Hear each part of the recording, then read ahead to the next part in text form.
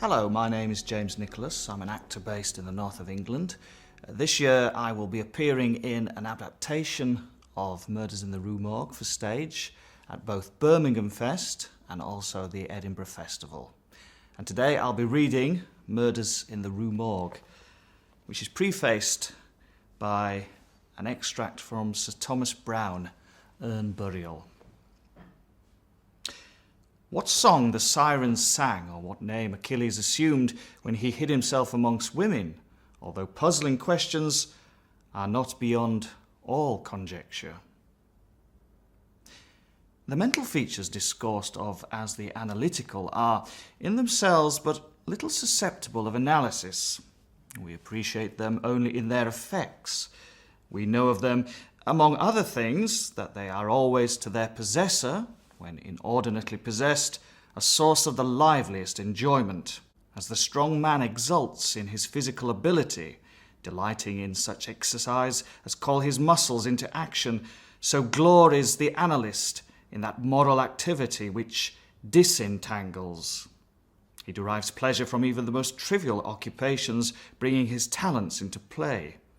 He is fond of enigmas, of conundrums, of hieroglyphics, exhibiting in his solutions of each a degree of acumen which appears to the ordinary apprehension preternatural. His results, brought about by the very soul and essence of method, have in truth the whole air of intuition.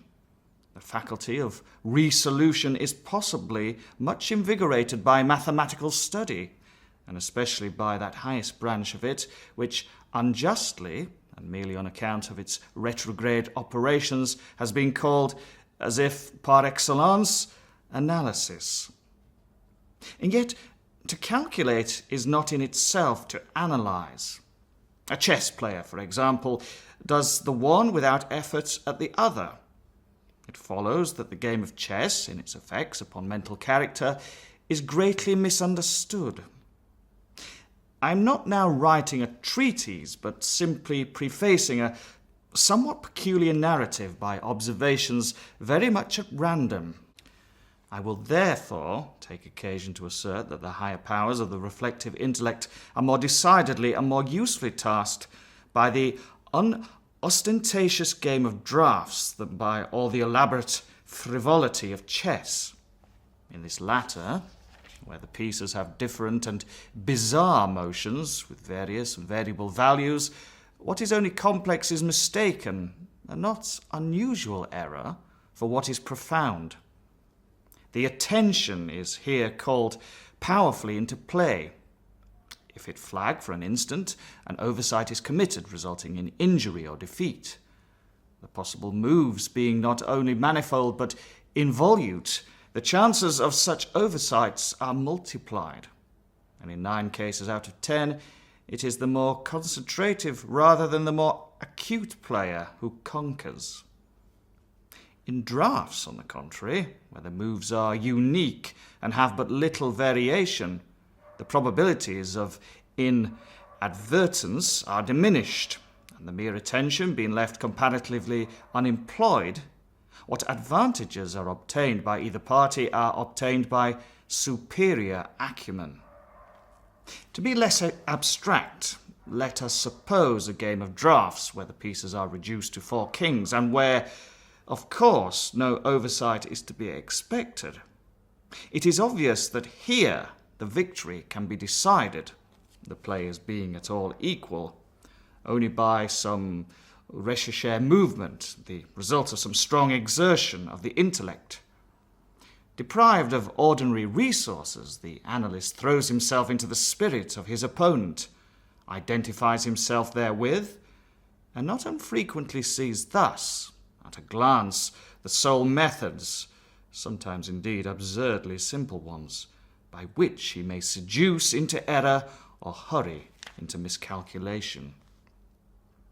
Whist has long been noted for its influence upon what is termed the calculating power, and men of the highest order of intellect have been known to take apparently unaccountable delight in it, whilst eschewing chess as frivolous. Beyond doubt, there is nothing of a similar nature so greatly tasking the faculty of analysis.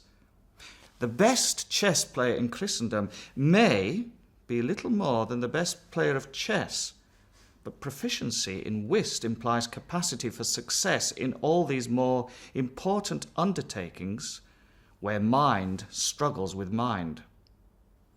When I say proficiency, I mean that perfection in the game which includes a comprehension of all the sources whence legitimate advantage may be derived. It is not only manifold, but multiform, and lie frequently among recesses of thought, altogether inaccessible to the ordinary understanding. To observe attentively is to remember distinctly, and so far the concentrative chess player will do very well at whist, while the rules of Hoyle, themselves based upon the mere mechanism of the game, are sufficiently and generally comprehensible.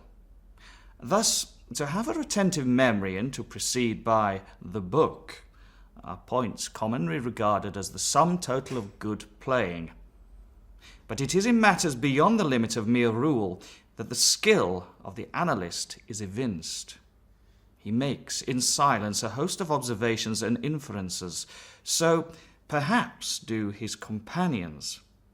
And the difference in the extent of the information obtained lies not so much in the validity of the inference as in the quality of the observation. The necessary knowledge is that of what to observe. Our player confines himself not at all, nor because the game is the object does he reject deductions from things external to the game. He examines the countenance of his partner, comparing it carefully with that of each of his opponents. He considers the mode of assorting the cards in each hand, often counting trump by trump and honour by honour, through the glances bestowed by their players upon each. He notes every variation of face as the play progresses, gathering a fund of thought from the differences in the expression of certainty, of surprise, of triumph, or chagrin. From the matter of gathering up a trick, he judges whether the person taking it can make another in the suit. He recognizes what is played through feint by the air with which it is thrown upon the table, a casual or inadvertent word, the accidental dropping or turning of a card, with the accompanying anxiety or carelessness in regard to its concealment, the counting of the tricks with the order of their arrangement, embarrassment, hesitation, eagerness, or trepidation all afford to his apparently intuitive perception indications of the true state of affairs. The first 2 or 3 rounds having been played, he is in full possession of the contents of each hand, and thenceforward puts down his cards with an absolute precision of purpose, as if the rest of the party had turned outward the faces of their own. The analytical power should not be confounded with simple ingenuity, for whilst the analyst is necessarily ingenious, the ingenious man is often remarkably incapable of analysis. The constructive or combining power by which ingenuity is usually manifested, and to which the phrenologists, I believe erroneously, have assigned a separate organ, supposing it a primitive faculty, has been so frequently seen in those whose intellect bordered otherwise upon idiocy as to have attracted general observation among writers on morals. Between ingenuity and the analytical ability there exists a difference far greater indeed than that between the fancy and the imagination, but of a character very strictly analogous. It will be found, in fact, that the ingenious are always fanciful, and the truly imaginative never otherwise than analytic. The narrative which follows will appear to the reader somewhat in the light of a commentary upon the propositions just advanced. Residing in Paris during the spring and part of the summer of 1841, I there became acquainted with a Monsieur Sir Auguste Dupin. This young gentleman was of an excellent, indeed, of an illustrious family, but by a variety of untoward events, had been reduced to such poverty that the energy of his character succumbed beneath it, and he ceased to bestir himself in the world, or to care for the retrieval of his fortunes. By courtesy of his creditors, there still remained in his possession a small remnant of his patrimony, and upon the income arising from this, he managed, by means of a rigorous economy, to procure the necessities of life, without troubling himself about its superfluities. Books, indeed, were his sole luxuries, and in Paris these are easily obtained. Our first meeting was at an obscure library in the Rue Montmartre, where the accident of our both being in search of the same very rare and very remarkable volume brought us into closer communion. We saw each other again and again. I was deeply interested in the little family history which he detailed to me with all the candour which a Frenchman indulges whenever mere self is the theme. I was astonished, too, at the vast extent of his reading, and above all, I felt my soul enkindled within me by the wild fervour and the vivid freshness of his imagination. Seeking in Paris the objects I then sought, I felt that the society of such a man would be to me a treasure beyond price, and this feeling I frankly confided to him. It was at length arranged that we should live together during my stay in the city, and as my worldly circumstances were somewhat less embarrassed than his own, I was permitted to be at the expense of renting and furnishing in a style which suited the rather fantastic gloom of our common temper. A time-eaten and grotesque mansion, long deserted, through superstitions into which we did not inquire, and tottering to its fall in a retired and desolate portion of the Faubourg Saint-Germain. Had the routine of our life at this place been known to the world, we should have been regarded as madmen, although perhaps as madmen of a harmless nature. Our seclusion was perfect. We admitted no visitors. Indeed, the locality of our retirement had been carefully kept a secret from my own former associates, and it had been many years since Dupin had ceased to know or be known in Paris. We existed within ourselves alone. It was a freak of fancy in my mind, for what else shall I call it, to be enamoured of the night for her own sake, and into this, as into all others, I quietly fell, giving myself up to his wild whims with a perfect abandon. The sable divinity would not herself dwell with us always, but we could counterfeit her presence. At the first dawn of the morning we closed all the massy shutters of our old building, lighted a couple of tapers which, strongly perfumed, threw out only the ghastliest and feeblest of rays. By the aid of these we then busied our souls in dreams, reading, writing, or conversing, until warned by the clock of the advent of the true darkness. Then we sallied forth into the streets, arm in arm, continuing the topics of the day, or roaming far and wide until a late hour, seeking, amid the wild lights and shadows of the populous city, that infinity of mental excitement which quiet observation can afford. At such times I could not help remarking and admiring, although from his rich idylity I had been prepared to expect it, a peculiar analytical ability in Dupin. He seemed too to take an eager delight in its exercise, if not exactly in its display, and did not hesitate to confess the pleasure thus derived. He boasted to me, with a low chuckling laugh, that most men, in respect to himself, wore windows in their bosoms, and was wont to follow up such assertions by direct and very startling proofs of his intimate knowledge of my own. His manner at these moments was frigid and abstract. His eyes were vacant in expression, while his voice, usually a rich tenor, rose into a treble which would have sounded petulantly but for the deliberateness and entire distinctiveness of the enunciation. Observing him in these moods, I often dwelt meditatively upon the old philosophy of the bipart soul, and amused myself with the fancy of a double Dupin, the creative and the resolvent. Let it not be supposed from what I have just said that I am detailing any mystery or penning any romance. What I have described in the Frenchman was merely the result of an excited or perhaps of a diseased intelligence, but of the character of his remarks at the periods in question, an example will best convey the idea. We were strolling one night down a long dirty street in the vicinity of the Palais Royal. Being both apparently occupied with thought, neither of us had spoken a syllable for 15 minutes at least. All at once, Dupin broke forth with these words: "He is a very little fellow, that's true, and would do better for the Théâtre de Variété." "There can be no doubt about that," I replied unwittingly, and not at first observing, so much had I been absorbed in reflection, the extraordinary manner in which the speaker had chimed in with my meditations. In an instant afterward, I recollected myself, and my astonishment was profound. "Dupin," I said gravely, "this is beyond my comprehension. I do not hesitate to say that I am amazed and can scarcely credit my senses.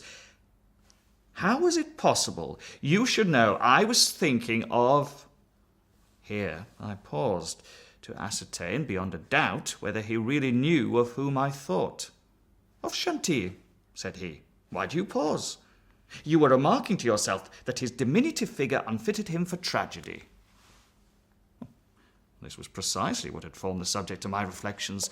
Chantilly was a cobbler of the Rue Saint-Denis who, becoming stage-mad, had attempted the role of Xerxes in Crebillion's tragedy, so called, and being notoriously pasquinaded for his pains. "Tell me, for heaven's sake," I exclaimed, "the method, if method there is, by which you have been enabled to fathom my soul in this matter." In fact, I was even more startled than I would have been willing to express. "It was the fruiterer," replied my friend, "who brought you to the conclusions that the meander of souls was not of sufficient height for Xerxes et id genus omni." "The fruiterer? You astonish me. I know no fruiterer whomsoever." "The man who ran against you as we entered the street. It may have been 15 minutes ago." I now remembered that, in fact, a fruiterer carrying upon his head a large basket of apples had nearly thrown me down by accident as we passed from a street into the thoroughfare where we now stood. But what this had to do with Chantilly I could not possibly understand. There was not a particle of charlatanerie about Dupin. "I will explain," he said, "and that you may comprehend all clearly, we will first retrace the course of your meditations from the moment in which I spoke to you until that of the meeting with the fruiterer in question. The larger links of the chain run thus: Chantilly, Orion, Dr. Nichols, Epicurus, stereotomy, the street stones, the fruiterer. There are few persons who have not, at some period of their lives, amused themselves in retracing the steps by which particular conclusions of their own minds have been attained. The occupation is often full of interest, and he who attempts it for the first time is astonished by the apparently illimitable distance and incoherence between the starting point and the goal. What then must have been my amazement when I heard the Frenchman speak what he had just spoken, and when I could not help acknowledging that he had spoken the truth. He continued. We had been talking of horses. I remember all right, just before leaving that street. This was the last subject we discussed. As we crossed into this street, a fruiterer, with a large basket upon his head, brushing quickly past us, thrust you upon a pile of paving stones, collected at a stop where the causeway is undergoing repair. You stepped upon one of the loose fragments, slipped, slightly strained your ankle, appeared vexed or sulky, muttered a few words, turned to look at the pile, and then proceeded in silence. I was not particularly attentive to what you did, but observation has become with me of late a species of necessity. You kept your eyes upon the ground, glancing with a petulant expression at the holes and ruts in the pavement, so that I saw that you were thinking of the stones, until we reached the little alley called La Martine, which had been paved by way of experiment with the overlapping and riveted blocks. Here your countenance brightened up, and perceiving your lips move, I could not doubt that you had murmured the word stereotomy, a term very effectively applied to this species of pavement. I knew that you could not say to yourself stereotomy without being brought to think of atomies, and thus the theories of Epicurus. And since, when we discussed this subject not very long ago, I mentioned to you how singularly, yet with how little notice, the vague guesses of that noble Greek had met with confirmation in the late nebular cosmogony, I felt that you could not avoid casting your eyes upward to the great nebula in Orion, and I certainly expected that you should do so. You did look up, and I was now assured that I correctly followed your steps. But in that bitter tirade against Chantilly, which appeared in yesterday's Musée, the satirist, making some disgraceful allusions to the cobbler's change of name upon assuming the buskin, quoted a Latin line about which we have often conversed. I mean the line, perditit antiquum litera prima sonum. I told you that this was in reference to Orion, formerly written U-R-I-O-N. And from certain pungencies connected with this explanation, I was aware that you could not have forgotten it. It was clear, therefore, that you would not fail to combine the two ideas of Orion and Chantilly. That you did combine them, I saw by the character of your smile which passed over your lips. You thought of the poor cobbler's immolation. So far you had been stooping in your gait, but now I saw you drew yourself up to your full height. I was then sure that you reflected upon the diminutive figure of Chantilly. At this point I interrupted your meditations to remark that as, in fact, he was a very little fellow, that Chantilly he would do better at the Théâtre de Variété. Not long after this, we were looking over an evening edition of the Gazette de Tribunaux, when the following paragraphs arrested our attention. Extraordinary murders. This morning, about 3 o'clock, the inhabitants of the Quartier Saint-Roch were aroused from sleep by a succession of terrific shrieks, issuing apparently from the 4th story of a house in the Rue Morgue, known to be in the sole occupancy of one Madame L'Espanaye and her daughter Mademoiselle Camille L'Espanaye. After some delay, occasioned by a fruitless attempt to procure admission in the usual manner, the gateway was broken in with a crowbar, and 8 or 10 of the neighbours entered, accompanied by 2 gendarmes. By this time the cries had ceased, but as the party rushed up to the first flight of stairs, 2 or more rough voices in angry contention were distinguished, and seemed to proceed from the upper part of the house. As the second landing was reached, these sounds also had ceased, and everything remained perfectly quiet. The party spread themselves and hurried from room to room. Upon arriving at a large back chamber in the 4th story, the door of which, being found locked with the key inside, was forced open, a spectacle presented itself which struck everyone present, not less with horror than with astonishment. The apartment was in the wildest disorder, the furniture broken and thrown about in all directions. There was only one bedstead, and from this the bed had been removed and thrown into the middle of the floor. On a chair lay a razor besmeared with blood. On the hearth were 2 or 3 long and thick tresses of grey human hair, also dabbled in blood and seeming to have been pulled out by the roots. Upon the floor were found 4 Napoleons, an earring of topaz, 3 large silver spoons, 3 smaller of metal d'Alger, and 2 bags containing nearly 4,000 francs in gold.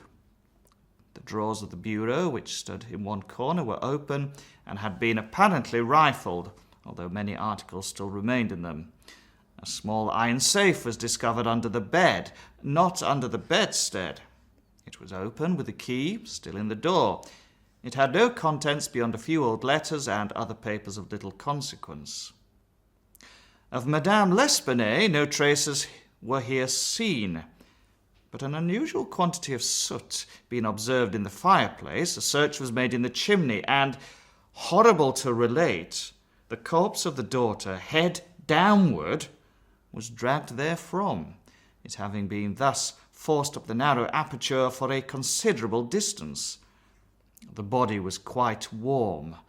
Upon examining it, many Excoriations were perceived, no doubt occasioned by the violence with which it had been thrust up and disengaged. Upon the face were many severe scratches, and upon the throat dark bruises and deep indentations of fingernails, as if the deceased had been throttled to death. After a thorough investigation of every portion of the house, without further discovery, the party made its way into a small paved yard in the rear of the building, where lay the corpse of the old lady, with her throat so entirely cut that upon an attempt to raise her, the head fell off. The body as well as the head was fearfully mutilated, the former so much as to scarcely retain any semblance of humanity. To this horrible mystery there is not as yet, we believe, the slightest clue. The next day's paper had these additional particulars. The tragedy of the Rue Morgue. Many individuals have been examined in relation to this most extraordinary and frightful affair. The word affair has not yet in France that levity of import which it conveys with us. But nothing whatsoever has transpired to throw light upon it. We give below all the material testimony elicited. Pauline Jubor, laundress, disposes that she has known both the deceased for 3 years, having washed for them during that period. The old lady and her daughter seemed on good terms, very affectionate towards each other. They were excellent pay, could not speak in regard to their mode of means of living. Believe that Madame L'Espanaye told fortunes for a living, was reputed to have put money by, never met any persons in the house when she called for the clothes or took them home, was sure that they had no servant in employ. There appeared to be no furniture in any part of the building except in the 4th story. Pierre Moreau, tobacconist, disposes that he had been in the habit of selling small quantities of tobacco and snuff to Madame L'Espanaye for nearly 4 years, was born in the neighbourhood, and has always resided there. The deceased and her daughter had occupied the house in which the corpse was found for more than 6 years. It was formerly occupied by a jeweller who underlet the upper rooms to various persons. The house was the property of Madame L'Espanaye. She became dissatisfied with the abuse of the premises by her tenant and moved into them herself, refusing to let any portion. The old lady was childish. Witness had seen the daughter some 5 or 6 times during the 6 years. The two lived an exceedingly retired life, were reputed to have money, had heard it said amongst the neighbours that Madame L'Espanaye told fortunes, did not believe it, had never seen any person enter the door except the old lady and her daughter, a porter once or twice, and a physician some 8 or 10 times. Many other persons, neighbours, gave evidence to the same effect. No one was spoken of as frequenting the house. It was not known whether there were any living connections of Madame L'Espanaye and her daughter. The shutters of the front windows were seldom opened. Those in the rear were always closed, with the exception of the large back room, 4th story. The house was a good house, not very old. Isidore Musset, gendarme, disposes that he was called to the house about 3 o'clock in the morning and found some 20 or 30 persons at the gateway endeavouring to gain admittance. Forced it open, at length with a bayonet, not with a crowbar. Had but little difficulty in getting it open on account of its being a double or folding gate and bolted neither at bottom nor top. The shrieks were continued until the gate was forced, and then suddenly ceased. They seemed to be the screams of some person or persons in great agony, were loud and drawn out, not short and quick. Witness led the way upstairs. Upon reaching the first landing, heard 2 voices in loud and angry contention, the one a gruff voice, the other much shriller, a very strange voice. Could distinguish some words of the former, which was that of a Frenchman. Was positive that it was not a woman's voice. Could distinguish the words sacre and diable. The shrill voice was that of a foreigner. Could not be sure whether it was the voice of a man or a woman. could not make out what was said, but believed the language to be Spanish. The state of the room and of the bodies was described by this witness as we described them yesterday. Henri Duval, a neighbour, and by trade a silversmith, disposes that he was one of the party who first entered the house, corroborates the testimony of Musset in general. As soon as they forced an entrance, they reclosed the door to keep out the crowd, which collected very fast, notwithstanding the lateness of the hour. The shrill voice, the witness thinks, was that of an Italian. Was certain it was not French, could not be sure that it was a man's voice. It might have been a woman's, was not acquainted with the Italian language, could not distinguish the words, but was convinced by the intonation that the speaker was an Italian. Knew Madame L'Espanaye and her daughter, had conversed with both frequently, was sure that the shrill voice was not of either of the deceased. Odenheimer, restaurateur. This witness volunteered his testimony. Not speaking French, was examined through an interpreter. Is a native of Amsterdam, was passing the house at the time of the shrieks. They lasted for several minutes, probably 10. They were long and loud, very awful and distressing. Was one of those who entered the building, corroborated the previous evidence in every respect but one. Was sure that the shrill voice was that of a man, of a Frenchman. Could not distinguish the words uttered. They were loud and quick, unequal, spoken apparently in fear as well as in anger. The voice was harsh, not so much shrill as harsh. Could not call it a shrill voice. The gruff voice said repeatedly, Sacre, diable, and once, Mon Dieu. Jules Mignot, banker of the firm of Mignot et Fils, Rue Deloran. Is the elder Mignot. Madame L'Espanaye had some property, had opened an account with his banking house in the spring of the year, 8 years previously, made frequent deposits in small sums, had checked for nothing until the 3rd day before her death, when she took out in person the sum of 4,000 francs. The sum was paid in gold, and a clerk sent home with the money. Adolphe Le Bon, clerk to Mignot et Fils, disposes that on the day in question, about noon, he accompanied Madame L'Espanaye to her residence with the 4,000 francs put up in 2 bags. Upon the door being opened, Mademoiselle L'Espanaye appeared and took from his hands one of the bags, while the old lady relieved him of the other. He then bowed and departed. Did not see any person in the street at the time. It is a by-street, very lonely. William Bird, tailor, disposes that he was one of the party who entered the house, is an Englishman, has lived in Paris 2 years, was one of the first to ascend the stairs, heard the voices in contention. The gruff voice was that of a Frenchman, could make out several words, but cannot now remember all. Heard distinctly Sacre and Mon Dieu. There was a sound at the moment as if of several persons struggling, a scraping and scuffling sound. The shrill voice was very loud, louder than the gruff one. Is sure that it was not the voice of an Englishman, appeared to be that of a German. Might have been a woman's voice, does not understand German. 4 of the above-named witnesses, being recalled, deposed that the door of the chamber, which was found the body of Mademoiselle L'Espanaye, was locked on the inside when the party reached it. Everything was perfectly silent, no groans or noises of any kind. Upon forcing the door, no person was seen. The windows, both of the back and front room, were down and firmly fastened from within. A door between the 2 rooms was closed, but not locked. The door leading from the front room into the passage was locked with the key on the inside.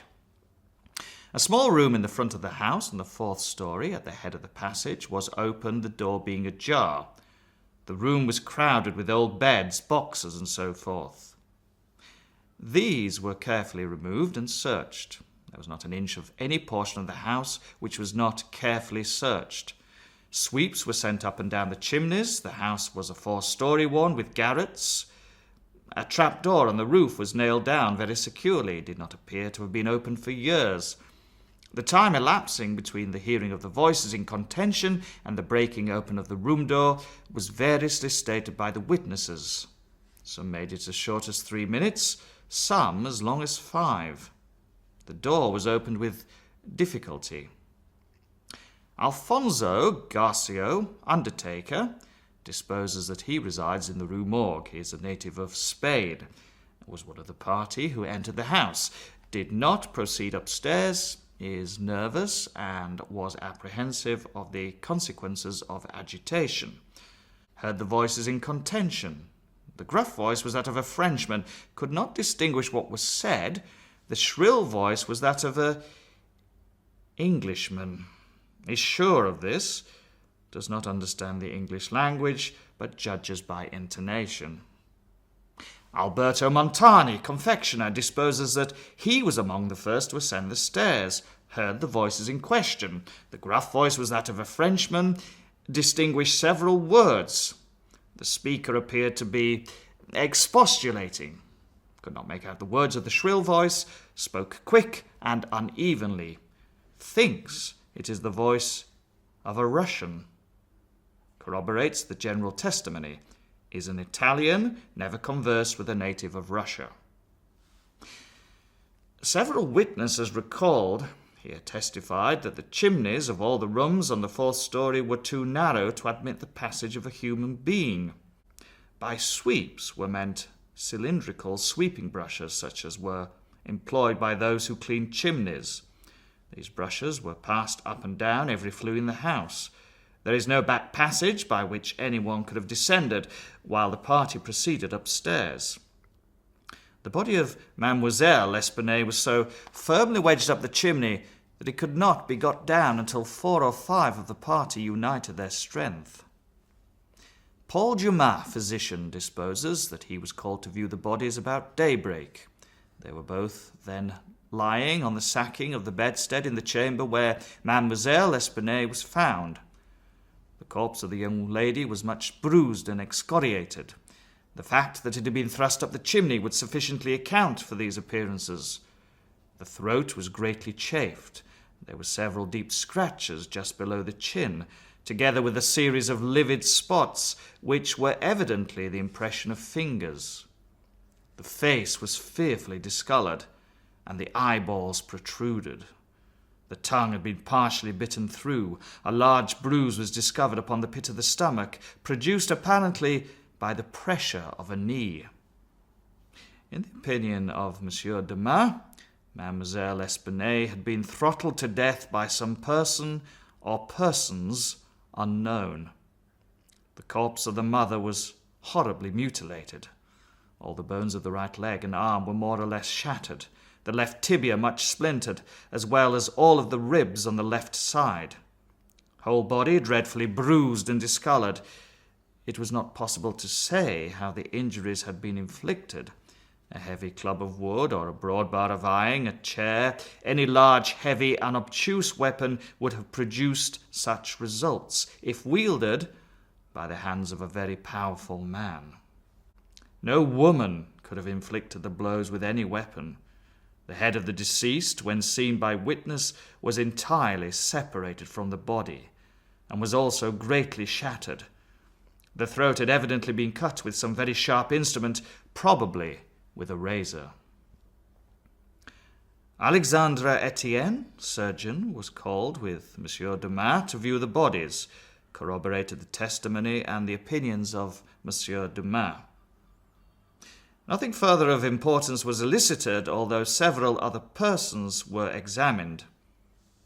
A murder so mysterious and so perplexing in all its particulars was never before committed to Paris, if indeed a murder had been committed at all. The police are entirely at fault, an unusual occurrence in affairs of this nature. There is not, however, the shadow of a clue apparent. The evening edition of the paper stated that the greatest excitement still continued in the Quartier Saint-Roch.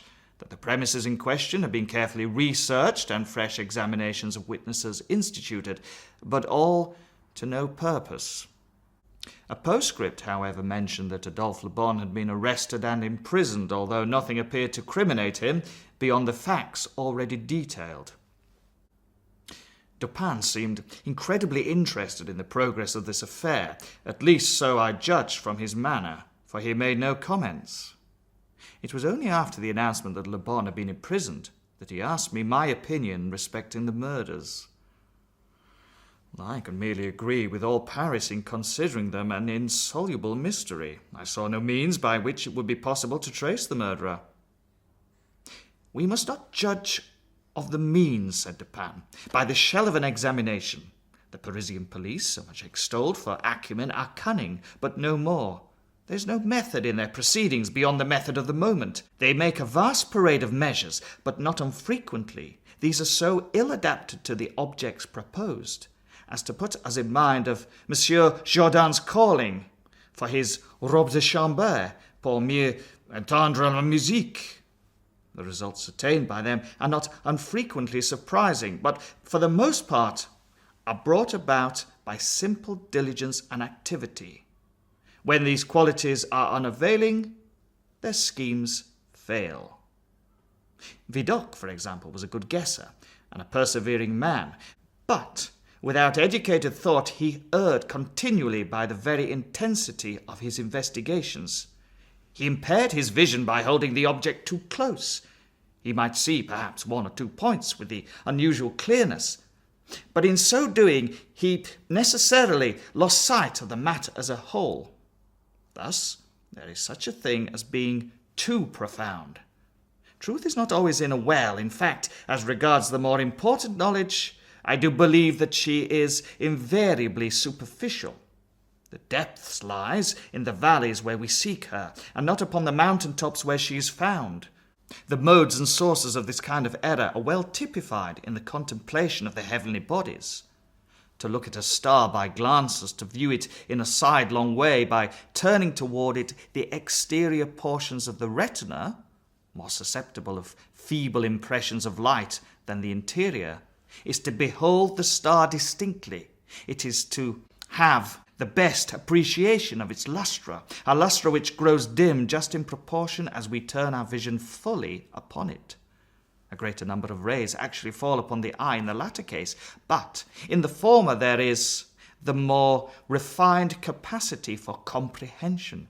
By undue profundity we perplex and enfeeble thought, and it is possible to make even Venus herself vanish from the firmament by a scrutiny too sustained, too concentrated, or too direct. As for these murders, let us enter into some examinations for ourselves before we make up an opinion respecting them. An inquiry will afford us amusement. I thought this an odd term, so applied, but said nothing. And besides, Le Bon once rendered me a service for which I am not ungrateful. We will go and see the premises with our own eyes. I know the prefect of police, and shall have no difficulty in obtaining the necessary permission. The permission was obtained, and we proceeded at once to the Rue Morgue. This is one of those miserable thoroughfares which intervene between the Rue Richelieu and the Rue Saint-Roch. It was late in the afternoon when we reached it, as this quarter is at a great distance from that in which we resided. The house was readily found, for there were still many persons gazing up at its closed shutters with an objectless curiosity from the opposite side of the way. It was an ordinary Parisian house, with a gateway, on one side of which was a glazed watch-box, with a sliding panel in the window. Before going in, we walked up the street, turned down an alley, and then, again turning, passed in the rear of the building. Dupin, meanwhile, examining the whole neighbourhood, as well as the house, with a minuteness of attention for which I could see no possible object. Retracing our steps, we came again to the front of the dwelling, rang, and having shown our credentials, were admitted by the agents in charge. We went upstairs, and into the chamber where the body of Mademoiselle L'Espanaye had been found, and where both the deceased still lay. The disorders of the room had, as usual, been suffered to exist. I saw nothing beyond what had been stated in the Gazette des Tribunaux. Dupin scrutinized everything, not excepting the bodies of the victims. We then went into the other rooms and into the yard. A gendarme accompanied us throughout. The examination occupied us until dark, when we took our departure. On our way home, my companion stopped in for a moment at the office of one of the daily papers. I have said that the whims of my friend were manifold. It was his humour now to decline all conversation on the subject of the murder until about noon the next day. He then asked me suddenly if I had observed anything peculiar at the scene of the atrocity. There was something in his manner of emphasizing the word peculiar which caused me to shudder, without knowing why. No, nothing peculiar, I said. Nothing more, at least, than we both saw stated in the paper. The Gazette, he replied, has not entered, I fear, into the unusual horror of the thing. But dismiss the idle opinions of this print. It appears to me that this mystery is considered insoluble, for the very reason which should cause it to be regarded as an easy solution. I mean, for the utter character and its features. The police are confounded by the seemingly absence of motive, not for the murder itself, but for the atrocity of the murder. They are puzzled, too, by the seeming impossibility of reconciling the voices heard in contention with the facts that no one was discovered upstairs with the assassinated Mademoiselle L'Espanaye, and that there were no means of egress without the notice of the party ascending. The wild disorder of the room, the corpse thrust with the head downward up the chimney, the frightful mutilation of the body of the old lady. These considerations, with those just mentioned, and others which I need not mention, has sufficed to paralyze the powers by putting completely at fault the boasted acumen of the government agents. They have fallen into the gross but common error of confounding the unusual with the abstruse. But it is by these deviations from the plane of the ordinary that reason feels its way, if at all, in its search for the true. In investigations such as we are now pursuing, it should not be so much asked what has occurred as what has occurred that has never occurred before. In fact, the facility with which I shall arrive, or have arrived, at the solution of this mystery is in the direct ratio of its apparent insolubility in the eyes of the police. I stared at the speaker in mute astonishment. I am now waiting, continued he, looking towards the door of our apartment, I am now awaiting a person who, although perhaps not the perpetrator of these butcheries, must have been in some measure implicated in their perpetration. Of the worst portion of the crimes committed, it is probable that he is innocent. I hope that I am right in this supposition, for upon it I build my expectation of reading the entire riddle. I look for the man here in this room every moment. It is true that he may not arrive, but the probability is that he will. Should he come, it may be necessary to detain him. Here are pistols, and we both know how to use them when occasion demands their use. I took the pistols, scarcely knowing what I did or believing what I heard, while Dupin went on, very much as if in a soliloquy. I have already spoken of his abstract manner at such times. His discourse was addressed to myself, but his voice, although by no means loud, had the intonation which is commonly employed in speaking to someone at a great distance. His eyes, vacant in expression, regarded only the wall. That the voices heard in contention, he said, by the party upon the stairs were not the voices of the women themselves, was fully proved by the evidence. This relieves us of all doubt upon the question whether the old lady could have first destroyed the daughter, and afterwards have committed suicide. I speak of this point chiefly for the sake of method, for the strength of Madame L'Espanaye would have been utterly unequal to the task of thrusting her daughter's corpse up the chimney as it was found, and the nature of the wounds upon her own person entirely preclude the idea of self-destruction. Murder, then, has been committed by some third party, and the voices of this third party were those heard in contention. Let me now advert, not to the whole testimony respecting these voices, but to what was peculiar in that testimony. Did you observe anything peculiar about it? I observed that, while all the witnesses agreed in supposing the gruff voice to be that of a Frenchman, there was much disagreement in regard to the shrill, or, as one individual termed it, the harsh voice. That was the evidence itself, said Dupin, but it was not the peculiarity of the evidence. You have observed nothing distinctive, yet there was something to be observed. The witnesses, as you remark, agreed about the gruff voice. They were here unanimous.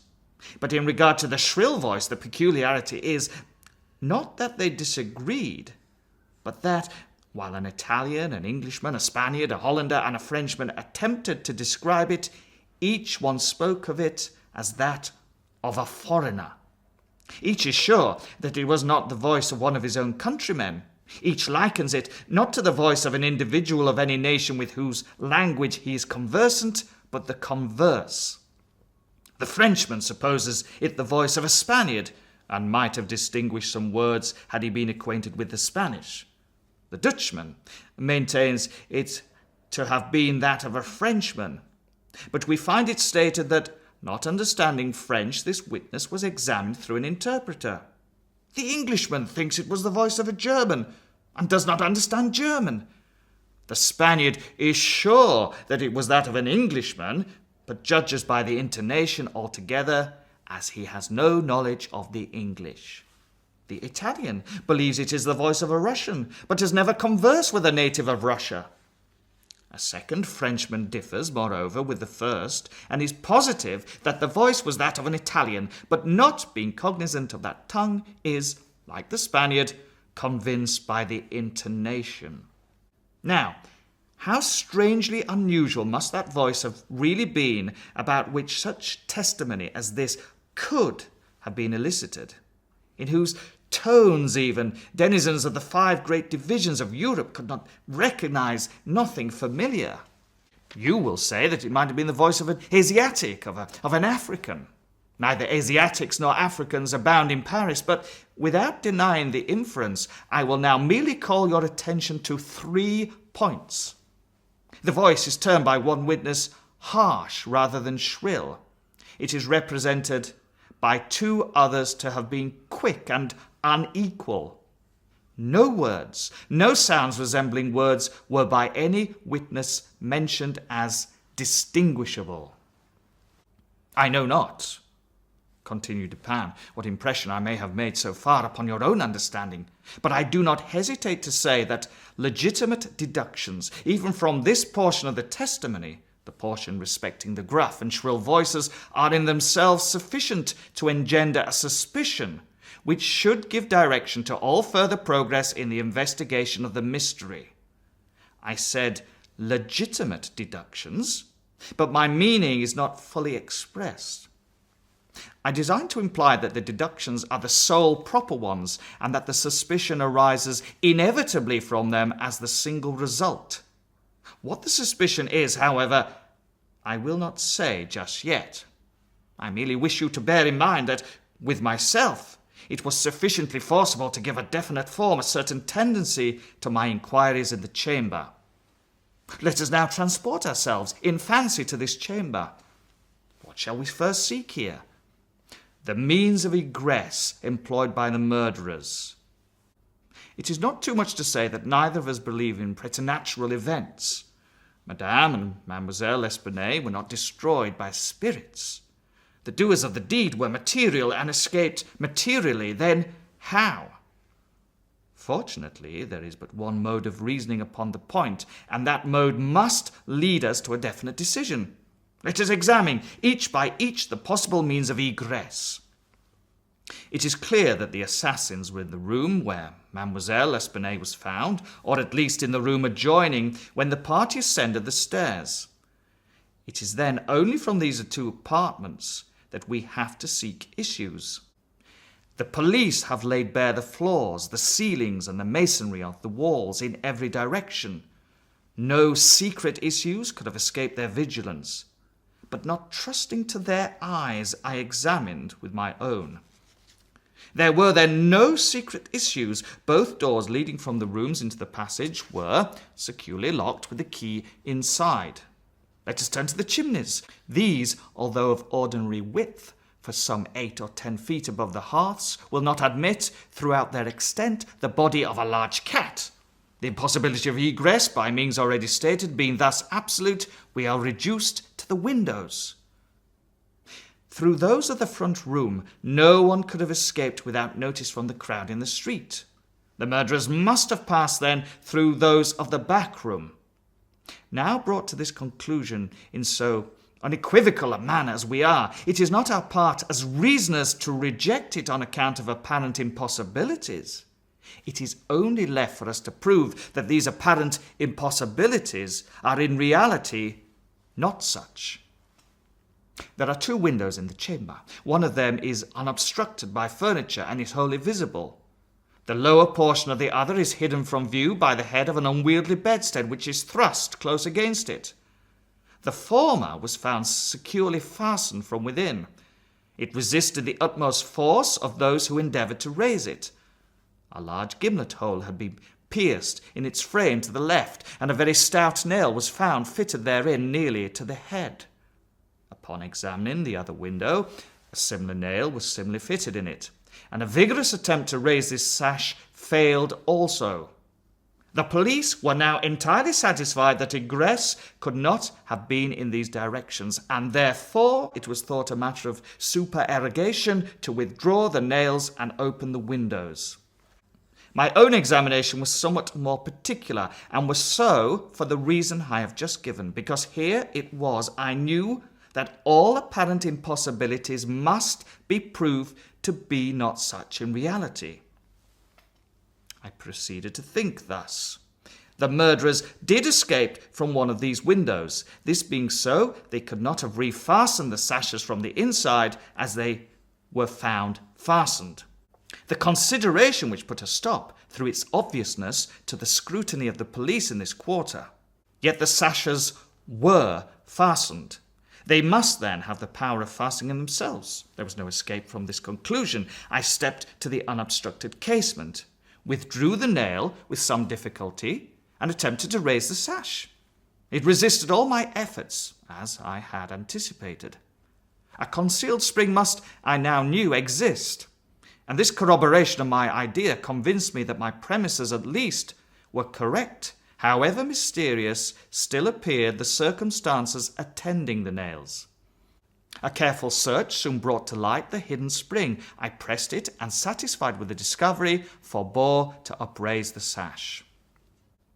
I now replaced the nail and regarded it attentively. A person passing through this window might have reclosed it, and the spring would have caught, but the nail could not have been replaced. The conclusion was plain, and again narrowed in the field of my investigations. The assassins must have escaped through the other window. Supposing then the springs upon each sash to be the same, as was probable, there must be found a difference between the nails, or at least between the modes of their fixture. Getting upon the sacking of the bedstead, I looked over the headboard minutely at the second casement. Passing my hand down behind the board, I readily discovered and pressed the spring which was, as I had supposed, identical in character with its neighbour. I now looked at the nail. It was as stout as the other, and apparently fitted in the same manner, driven in nearly up to the head.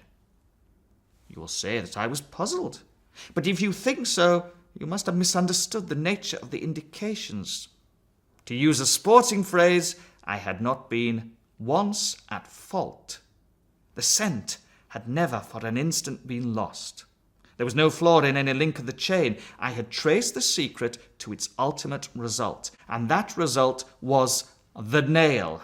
It had, I say, in every respect, the appearance of its fellow in the other window, but this fact was an absolute nullity, conclusive as it might have seemed to be, when compared with the consideration that here, at this point, terminated the clue.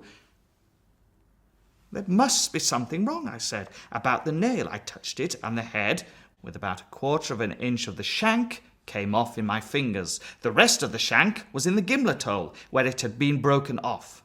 The fracture was an old one, for its edges were encrusted with rust, and had apparently been accomplished by the blow of a hammer, which had partially embedded in the top of the bottom sash the head portion of the nail. I now carefully replaced this head portion in the indentation whence I had taken it, and the resemblance to a perfect nail was complete. The fissure was invisible. Pressing the spring, I gently raised the sash for a few inches. The head went up with it, remaining firm in its bed. I closed the window, and the semblance of the whole nail was again perfect. The riddle so far was now unriddled. The assassin had escaped through the window which looked upon the bed. Dropping of its own accord upon his exit, or perhaps purposely closed, it had become fastened by the spring, and it was the retention of this spring which had been mistaken by the police for that of the nail, further inquiry being thus considered unnecessary. The next question is that of the mode of descent. Upon this point, I have been satisfied in my walk with you around the building. About 5.5 feet from the casement in question there runs a lightning rod. From this rod it would have been impossible for anyone to reach the window itself, to say nothing of entering it.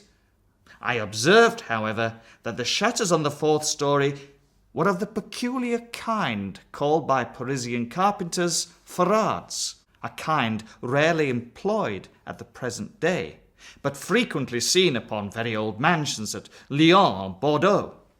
They are in the form of an ordinary door, a single, not a folding door, except that the upper part is latticed or worked in open trellis, thus affording an excellent hold for the hands.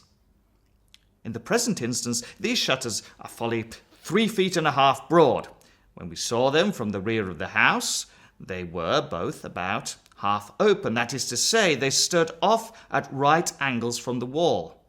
It is probable that the police, as well as myself, examined the back of the tenement, but if so, in looking at these ferrades in the line of their breadth, as they must have done, they did not perceive this great breadth itself, or, at all events, failed to take it into due consideration.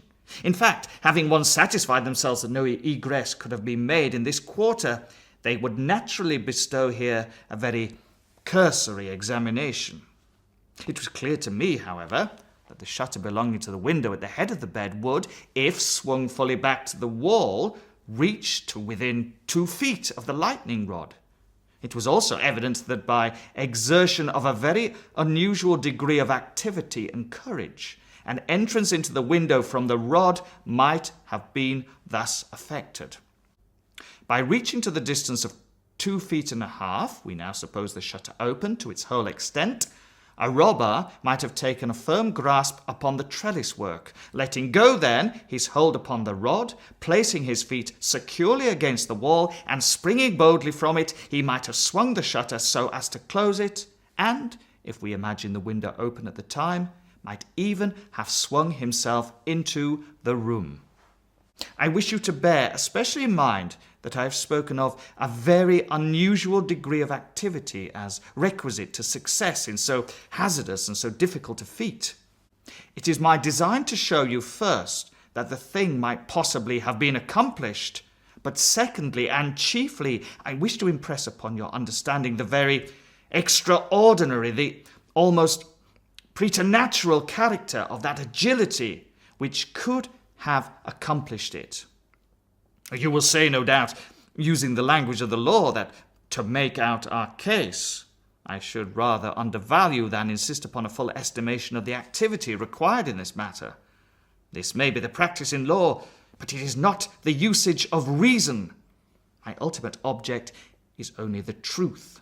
My immediate purpose is to lead you to place in juxtaposition the very unusual activity of which I have just spoken, with a very peculiar, shrill or harsh, and unequal voice, about whose nationality no two persons could be found to agree, and in whose utterance no syllabification could be detected. At these words, a vague and half-formed conception of the meaning of Dupin flitted over my mind. I seemed to be upon the verge of comprehension without power to comprehend, as men at times find themselves upon the brink of remembrance without being able, in the end, to remember. My friend went on with his discourse. "You will see," he said, "that I have shifted the question from the mode of egress to that of ingress. It was my design to show that both were affected in the same manner, at the same point.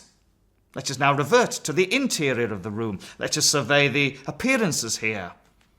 The drawers of the bureau, it is said, had been rifled, although many articles of apparel still remained within them.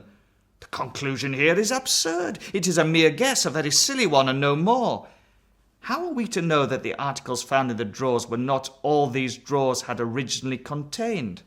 Madame L'Espanaye and her daughter lived an exceedingly retired life, saw no company, seldom went out, had little use for numerous changes of habiliment.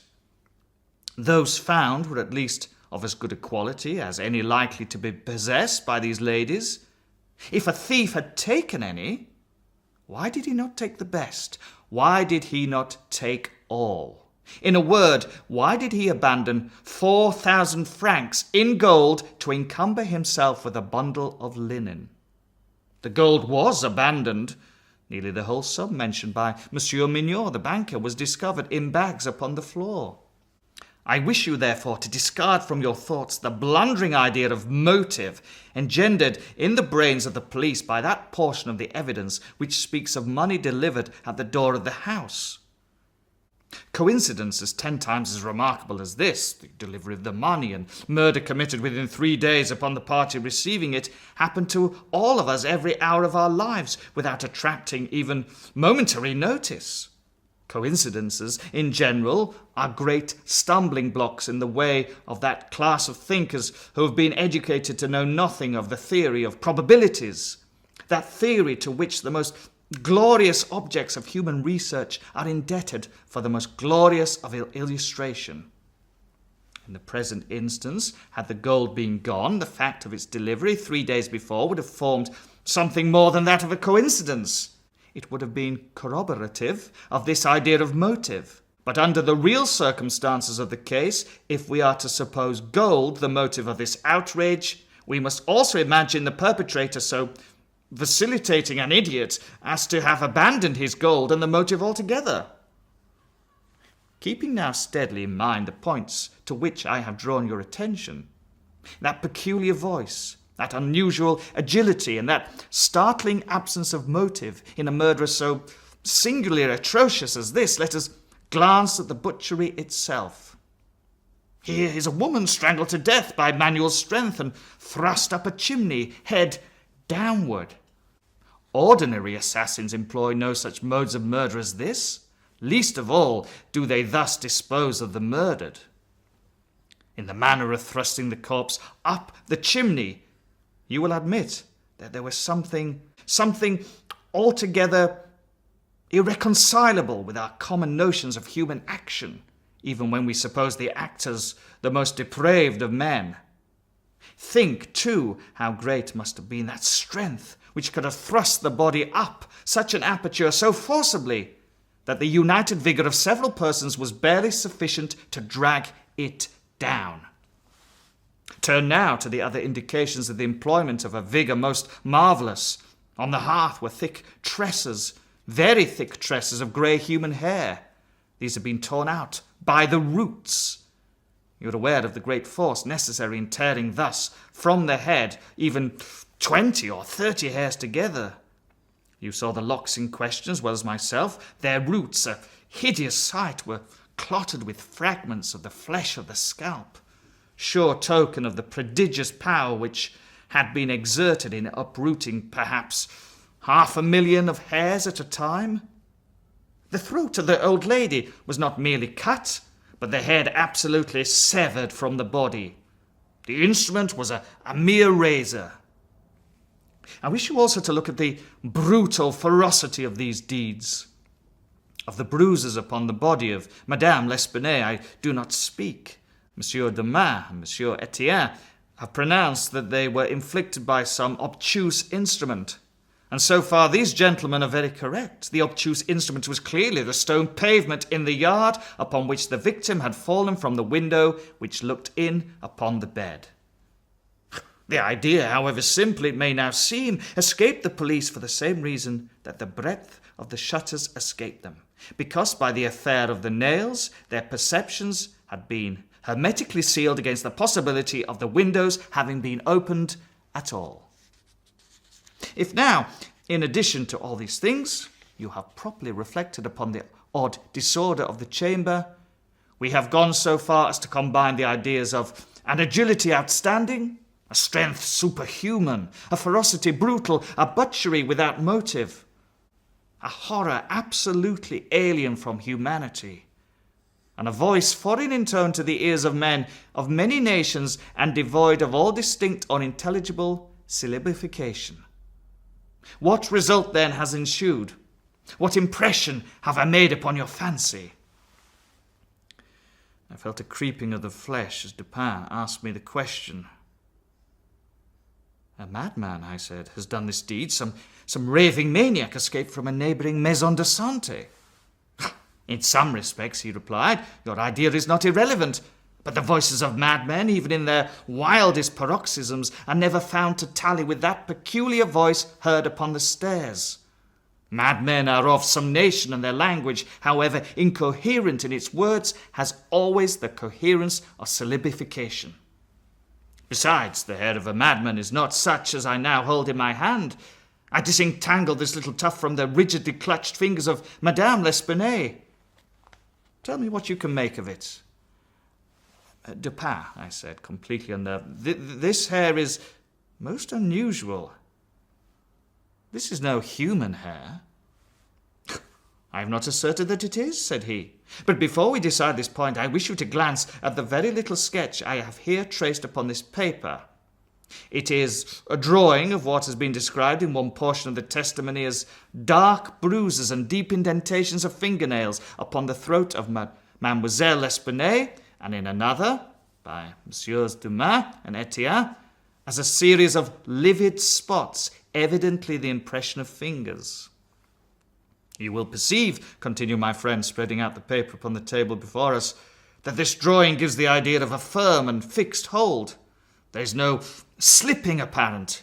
Each finger has retained, possibly until the death of the victim, the fearful grasp by which it originally embedded itself. Attempt now to place all your fingers at the same time in the respective impressions as you see them. I made the attempt in vain. We are possibly not giving this matter a fair trial, he said. The paper is spread out upon a plain surface, but the human throat is cylindrical. Here's a billet of wood, the circumference of which is about that of the throat. Wrap the drawing around it and try the experiment again. I did so, but the difficulty was even more obvious than before. This is, I said, the mark of no human hand. Read now, replied Dupin, this passage from Cuvier. It was a minute, anatomical and generally descriptive account of the large fulvous orangutan of the East Indian Islands, the gigantic stature, the prodigious strength and activity, the wild ferocity, and the imitative propensities of these mammalia are sufficiently well known to all. I understood the full horrors of the murder at once. The description of the digits, said I, as I made an end to the reading, is in exact accordance with this drawing. I see no animal, but an orangutan of the species he mentioned could have impressed the indentations as you have traced them. This tuft of tawny hair, too, is identical in character with that of the beast of Cuvier. But I cannot possibly comprehend the particulars of this frightful mystery. Besides, there were two voices heard in contention, and one of them was unquestionably the voice of a Frenchman. True. And you will remember an expression attributed almost unanimously by the evidence to this voice, the expression, Mon Dieu. This, under the circumstances, has been justly characterized by one of the witnesses, Montani the confectioner, as an expression of remonstrance or expostulation. Upon these two words, however, I have mainly built my hope of a full solution of the riddle. A Frenchman was cognizant of the murder. It is possible, indeed it is far more than probable, that he was innocent of all participation in the bloody transactions which took place. The orangutan may have escaped from him. He may have traced it to the chamber, but, under the agitating circumstances which ensued, he could never have recaptured.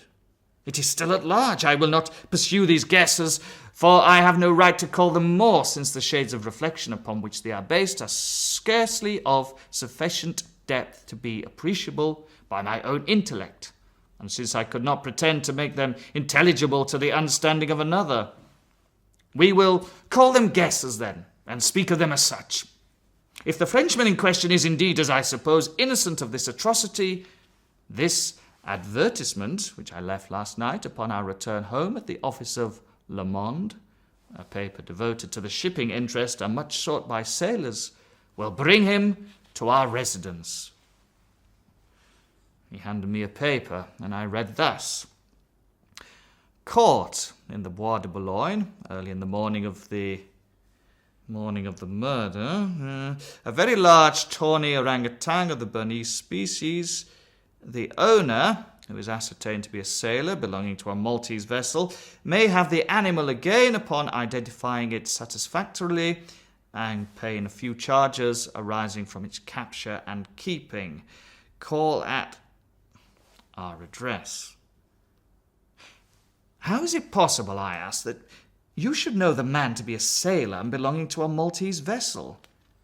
I do not know it, said Dupin. I am not sure of it. Here, however, is a small piece of ribbon, which from its form and from its greasy appearance has evidently been used in tying the hair in one of those long queues of which sailors are so fond. Moreover, this knot is one which few besides sailors can tie, and it is peculiar to the Maltese. I picked the ribbon up at the foot of the lightning rod. It could not have belonged to either of the deceased. Now, if, after all, I am wrong in my induction from this ribbon that the Frenchman was a sailor belonging to a Maltese vessel, still I can have done no harm in saying what I did in the advertisement. If I am in error, he will merely suppose that I have been misled by some circumstance into which he will not take the trouble to inquire. But if I am right, a great point is gained. Cognizant, although innocent, of the murder, the Frenchman will naturally hesitate about replying to the advertisement, about demanding the orangutan.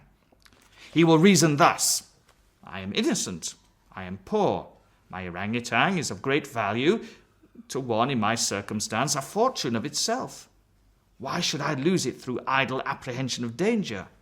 Here it is within my grasp. It was found in the Bois de Boulogne, at a vast distance from the scene of the butchery. How can it ever be suspected that a brute beast should have done the deed? The police are at fault. They have failed to procure the slightest clue. Should they even trace the animal, it would be impossible to prove me cognizant of the murder, or to implicate me in guilt on account of that cognizance. Above all, I am known. The advertiser designates me as the possessor of the beast. I am not sure to what limit his knowledge may extend. Should I avoid claiming a property of so great value, which it is known that I possess, I will render the animal at least liable to suspicion. It is not my policy to attract attention either to myself or to the beast.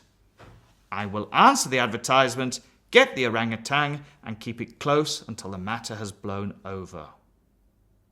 At this moment we heard a step upon the stairs. Be ready, said Dupin, with your pistols, but neither use them nor show them until a signal from myself. The front door of the house had been left open, and the visitor had entered without ringing and advanced several steps upon the staircase. Now, however, he appeared to hesitate. Presently we heard him descending. Dupin was moving quickly to the door, when we again heard him coming up. He did not turn back a second time, but stepped up with decision and rapped at the door of our chamber. "Come in," said Dupin, in a cheerful and hearty tone. A man entered. He was a sailor, evidently, a tall, stout, and muscular-looking person, with a certain daredevil expression of countenance, not altogether unprepossessing. His face, greatly sunburnt, was more than half hidden by whiskers and a moustache. He had with him a huge oaken cudgel, but appeared to be otherwise unarmed. He bowed awkwardly and bade us good evening. "Sit down, my friend," said Dupin. "I suppose you have called about the orangutan. Upon my word, I almost envy you the possession of him. A remarkably fine and no doubt a very valuable animal. How old do you suppose him to be?" The sailor drew a long breath with the air of a man relieved of some intolerable burden, and then replied in an assured tone, "I've no way of telling, but he can't be more than 4 or 5 years old. Have you got him here?" "Oh, no, we had no convenience for keeping him here. He's in a livery stable at the Rue Morgue, just by. You can get him in the morning. Of course you are prepared to identify the property." "To be sure I am, sir." "I shall be very sorry to part with him," said Dupin. "I don't mean that you should be at all this trouble for nothing, sir," said the man. "Couldn't expect it. I'm very willing to pay a reward for the finding of the animal, that is to say, anything within reason." "Well," replied my friend, "that is all very fair, to be sure. Let me think. What should I have? I will tell you. My reward shall be this. You shall give me all the information in your power about these murders in the Rue Morgue." Dupin said these last words in a very low tone and very quietly. Just as quietly, too, he walked towards the door, locked it, and put the key in his pocket. He then drew a pistol from his bosom and placed it, without the least flurry, upon the table. The sailor's face flushed up as if he were struggling with suffocation. He started to get to his feet and grasped his cudgel, but the next moment he fell back into his seat, trembling violently, and with the countenance of death itself. He spoke not a word. I pitied him from the bottom of my heart. "My friend," said Dupin in a kind tone, "you are alarming yourself unnecessarily." "You are indeed. We mean you no harm whatsoever. I pledge you the honour of a gentleman and of a Frenchman that we intend you no injury. I perfectly well know that you are innocent of the atrocities of the Rue Morgue. It will not do, however, to deny that you are in some measure implicated in them. From what I have already said, you must know that I have had means of information about this matter, means of which you could never have dreamed. Now the thing stands thus. You have done nothing which you could have avoided, nothing certainly which rendered you culpable. You were not even guilty of robbery, when you might have robbed with impunity. You have nothing to conceal. You have no reason for concealment. On the other hand, you are bound by every principle of honour to confess all you know. An innocent man is now imprisoned, charged with that crime of which you can point out the perpetrator." The sailor had recovered his presence of mind in a great measure while Dupin uttered these words, but his original boldness of bearing was all gone. "So help me God," he said, after a brief pause. "I will tell you all I know about this affair, but I do not expect you to believe one half I say. I would be a fool indeed if I did. Still, I am innocent, and I'll make a clean breast if I die for it." What he stated was, in substance, this. He had lately made a voyage to the Indian archipelago. A party, of which he had formed one, landed at Borneo and passed into the interior on an excursion of pleasure. Himself and a companion had captured the orangutan. This companion dying, the animal fell into his own exclusive possession. After great trouble occasioned by the intractable ferocity of his captive during the voyage home, he at length succeeded in lodging it safely at his own residence in Paris, where, not to attract toward himself the unpleasant curiosity of his neighbours, he kept it carefully secluded until such time as it should recover from a wound in the foot, received from a splinter on board ship. His ultimate design was to sell it. Returning home from some sailor's frolic on the night, or rather in the morning of the murder, he found the beast occupying his own bedroom, into which it had broken from a closet adjoining, where it had been, as was thought, securely confined. Razor in hand and fully lathered, it was sitting before a looking-glass, attempting the operation of shaving, in which it had, no doubt, previously watched its master through the keyhole of the closet. Terrified at the sight of so dangerous a weapon in the possession of an animal so ferocious and so well able to use it, the man, for some moments, was at a loss what to do. He had been accustomed, however, to quiet the creature, even in its fiercest moods, by the use of a whip, and to this he now resorted.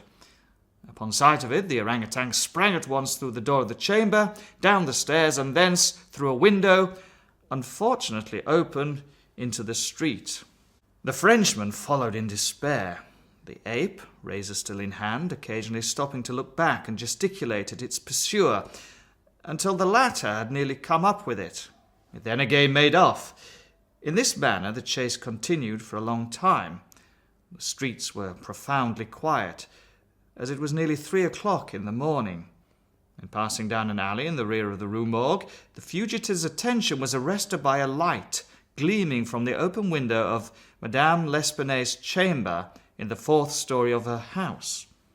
Rushing to the building, it perceived the lightning rod, clambered up with inconceivable agility, grasped the shutter, which was thrown fully back against the wall, and by its means swung itself directly upon the headboard of the bed. The whole feat did not occupy a minute. The shutter was kicked open again by the orangutan as it entered the room. The sailor, in the meantime, was both rejoiced and perplexed. He had strong hopes of now recapturing the brute, as it could scarcely escape from the trap into which it had ventured, except by the rod, where it might be intercepted as it came down. On the other hand, there was much cause for anxiety as to what it might do in the house. This latter reflection urged the man still to follow the fugitive. A lightning rod is ascended without difficulty, especially by a sailor, but when he had arrived as high as the window, which lay far to his left, his career was stopped. The most that he could accomplish was to reach over so as to obtain a glimpse of the interior of the room. At this glimpse he nearly fell from his hold through excess of horror.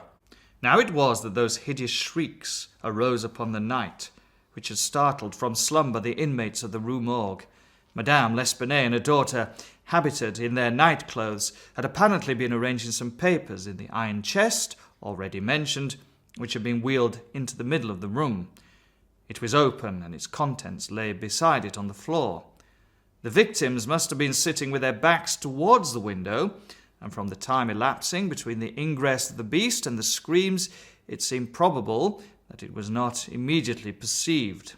The flapping to of the shutter would naturally have been attributed to the wind.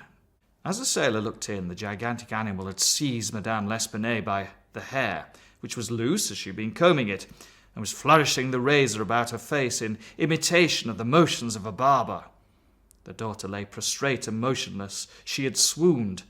The screams and struggles of the old lady, during which the hair was torn from her head, had the effect of changing the probably pacific purposes of the orangutan into those of wrath.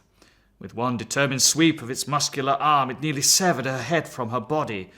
The sight of blood inflamed its anger into frenzy. Gnashing its teeth and flashing fire from its eyes, it flew upon the body of the girl and embedded its fearful talons in her throat, retaining its grasp until she expired. Its wanderings and wild glances fell at this moment upon the head of the bed, over which the face of its master, rigid with horror, was just discernible. The fury of the beast, who no doubt bore still in mind the dreaded whip, was instantly converted into fear. Conscious of having deserved punishment, it seemed desirous of concealing its bloody deeds, and skipped about the chamber in an agony of nervous agitation, throwing down and breaking the furniture as it moved, and dragging the bed from their bedstead. In conclusion, it seized first the corpse of the daughter, and thrust it up the chimney as it was found, then that of the old lady, which it immediately hurled through the window headlong. As the ape approached the casement with its mutilated burden, the sailor shrank aghast to the rod, and rather gliding than clambering down it, hurried at once home, dreading the consequences of the butchery, and gladly abandoning, in his terror, all solicitude about the fate of the orangutan. The words heard by the party upon the staircase were the Frenchman's exclamations of horror and affright, commingled with the fiendish jabberings of the brute. I have scarcely anything to add. The orangutan must have escaped from the chamber, by the rod, just before the breaking of the door. It must have closed the window as it passed through it. It was subsequently caught by the owner himself, who obtained for it a very large sum at the Jardin des Plantes. Le Bon was instantly released upon our narration of the circumstances, with some comments from Dupin at the bureau of the prefect of police. This functionary, however well disposed to my friend, could not altogether conceal his chagrin at the turn which events had taken, and was fain to indulge in a sarcasm or two about the propriety of every person minding his own business. "Let them talk," said Dupin, who had not thought it necessary to reply. "Let him discourse. It will ease his conscience. I am satisfied with having defeated him in his own castle. Nevertheless, that he failed in the solution of this mystery is by no means that matter for wonder which he supposes it. For in truth, our friend the prefect is somewhat too cunning to be profound. In his wisdom is no stamen. It is all head and no body, like the pictures of the goddess Laverna, or at best, all head and shoulders, like a codfish. But he is a good creature after all. I like him, especially for one master stroke of cant, by which he has attained his reputation for ingenuity. I mean, the way he denies that which does exist, and explains that which does not."